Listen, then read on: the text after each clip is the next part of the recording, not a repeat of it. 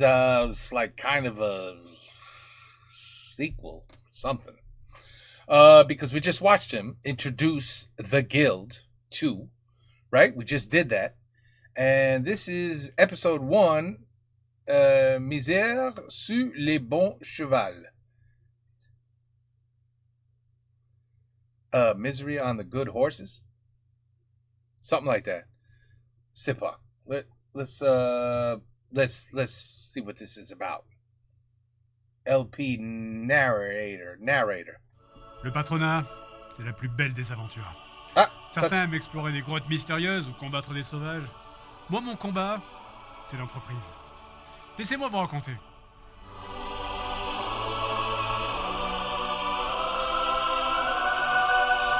Oh, ok. Je suis Henri Silverberg, un modeste marchand issu d'une famille de roturiers de la région de Lyon. J'ai eu surtout la chance de posséder un terrain magnifiquement bien placé au centre-ville, juste en face de la mairie, à 2 pas de l'auberge, et surtout à moins de 50 mètres du marché. Et je peux vous dire que certains marchands vendraient leur mère pour avoir un terrain aussi bien placé. Bien que mes talents d'artisan ne m'orientent nullement dans une direction, je décide de me lancer malgré tout dans le métier de la forge. Simple stratégie.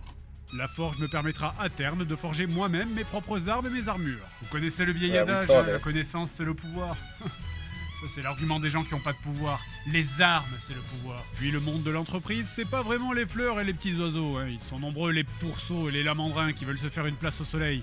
Mais pour l'instant, ce genre de rivalité me dépasse et ma petite forge vient tout juste de sortir de terre. Pour l'instant, je n'ai pas grand-chose. Quelques barres de fer, un peu de bois et un seul employé. Un roturier un peu stupide et pas très compétent. Et comme seul moyen de transport, je dispose d'une vulgaire charrette tirée par un jeune crétin. Ça limite quelque peu mes points de vente. Un jeune crétin. Je voudrais pas que ce jeune homme se fasse attaquer en se rendant à l'usine. Enfin, je voudrais pas que ma charrette se fasse attaquer, surtout.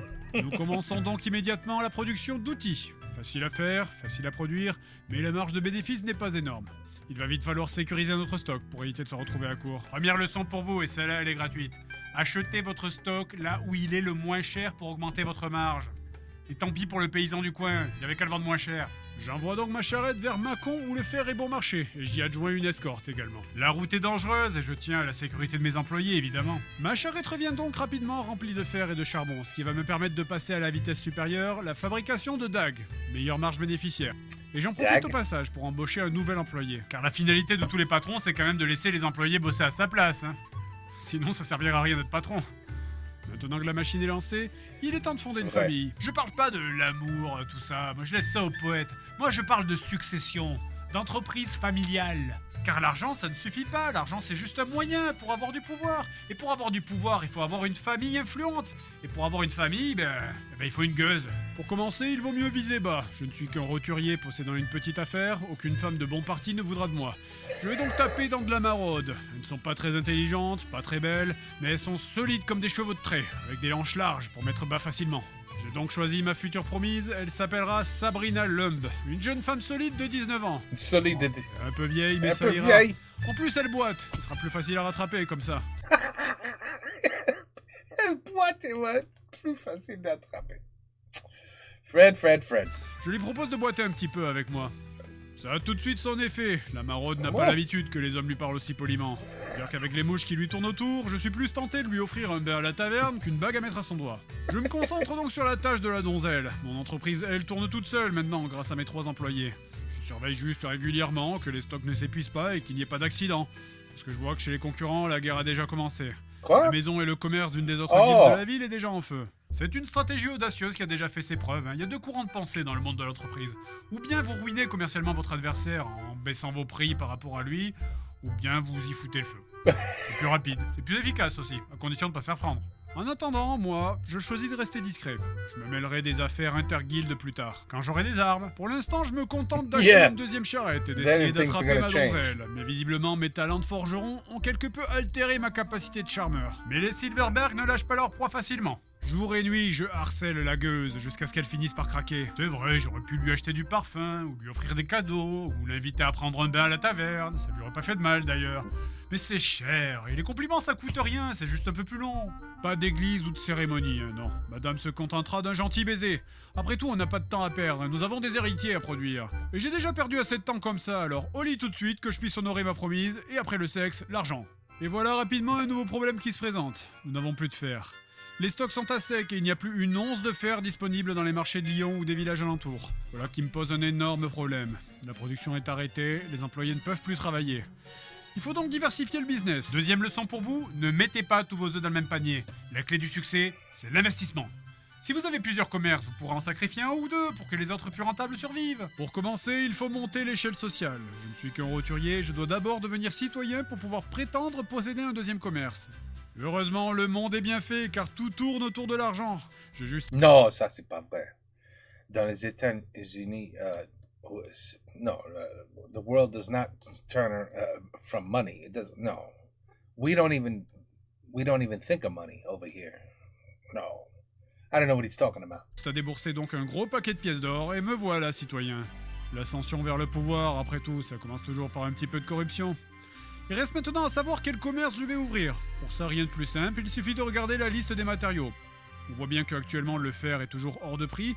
Par contre, le tissu, lui, ne vaut rien. C'est parfait. Je lance donc la production d'une boutique de tailleur, juste à côté de ma maison principale. Ah, ma deuxième affaire. C'est un moment émouvant, hein, je vous avoue. C'est la chose la plus importante qui m'est arrivée cette année. Enfin, ça et la naissance de mon fils. Sabrina a mis au monde un petit garçon, le jeune Théo. Un solide garçon qui se battra pour notre entreprise. Pas question de laisser ma blonde se reposer. Hein. Aussitôt sortie du lit, aussitôt je la remets enceinte. Oh shit, this guy. La maraude Mais elle est lavée maintenant, j'espère. ne veut pas travailler, je vais pas l'entretenir à rien foutre. Vous savez, les enfants, même à notre époque, même avec les progrès de la médecine, finalement, c'est un peu comme les chevaux. Il vaut mieux en avoir deux, au cas où le premier n'atteigne pas l'âge adulte. Hein. Et puis, je vais vous avouer, j'aurais bien aimé avoir une petite fille. Hein, pour la voir sourire, jouer avec, la marier à un vieux monsieur quand elle aurait 13 ans. C'est mon rêve secret. En attendant, ma boutique de tailleur, elle est construite. Je mets mes employés tout de suite au travail. Des habits de paysans, des couvertures en laine. C'est rentable, vu que le coton ne vaut quasiment rien. Et bien on a de la chance, les paysans meurent de froid dehors, c'est l'hiver, faut en profiter. Cette année finit bien, décidément. Eh oui. Non seulement j'ai réussi à diversifier mon affaire, mais ma femme donne naissance à notre second fils, Victor. Bon, ce n'est pas une fille, mais c'est toujours utile d'avoir des petits bonhommes pour se battre, hein. Ce sera pour la prochaine fois, je suppose. Cela dit, ce n'est pas ce qui me taraude en ce moment. On a frôlé la catastrophe avec la forge. On est passé à 2 doigts de l'arrêt total de la production. Vous imaginez ça, des employés payés à rien foutre?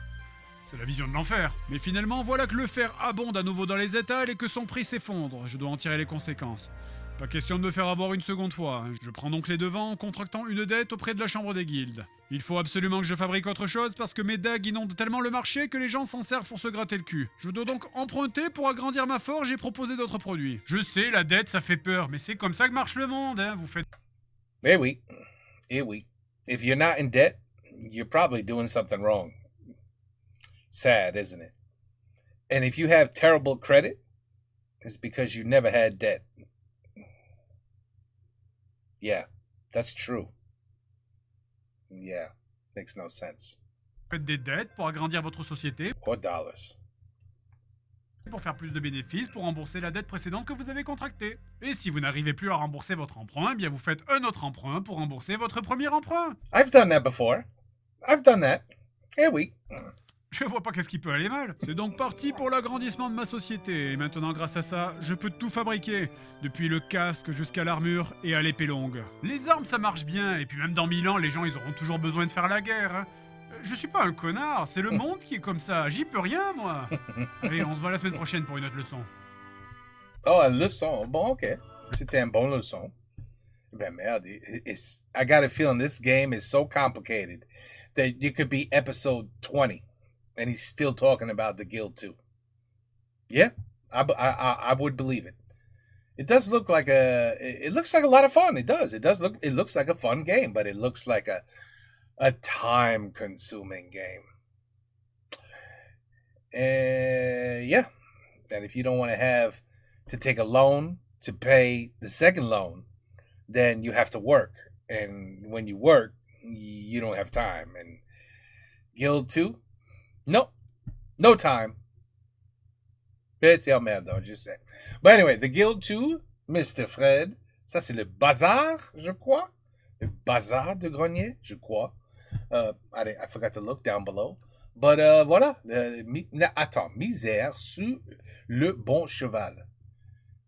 Does that what that means? Misery on the right horse, or the good horse? But anyway, he explained it wonderfully as usual. This seems to be like a good game, not a shitty game. C'est pas une merde, c'est jeu. Alors, as you can see, he's not wearing his yellow Hawaiian shirt or whatever you want to call it. And voilà. Interesting. Je vais jamais avoir le temps de jouer ce jeu, mais interesting. Okay, take care. Peace out. À la prochaine.